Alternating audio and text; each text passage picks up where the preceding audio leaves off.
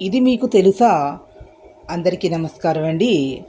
ధాన్యాలని 5 సంవత్సరాలు భద్రంగా నిల్వ ఉంచుకునేటటువంటి విధానాన్ని అల్లూరి సీతారామరాజు జిల్లా చింతూరు ఏజెన్సీ ప్రాంతంలో గిరిజనులు ఈ విధంగా చేస్తారు. వీరు వాడే జడ అనే పద్ధతితోటి ఇందులో చూపిస్తున్న వెదురు బుట్టల్లోనే ఆ యొక్క విస్తరాకులున ఆకులు ఉంటాయి అడవుల్లో, ఆకులని పరుస్తారు. దాని మీద ఆ విస్తరాకు చెట్టు యొక్క కొమ్మలని కాల్చినటువంటి బూడిదని పైన రాసి దానిపైన మళ్ళీ నిమ్మాకులు పెట్టి మళ్ళీ నిమ్మరాకుల పైన మళ్ళీ పేరుస్తారు. దాని మీద మళ్ళీ ఈ బూడిద రాసి మళ్ళీ దాని అలా పొరలుగా పెట్టి అందులో విత్తనాలు పెట్టి ఉంచితే 5 సంవత్సరాల వరకు కూడా పాడవకుండా ఉంటాయంటే ఇలాంటి వెదురు బుట్టలనే వాడతారు. విస్తరాకులు వాడతారు. విస్తరాకుల కొమ్మల యొక్క పౌడర్ని వాడతారు.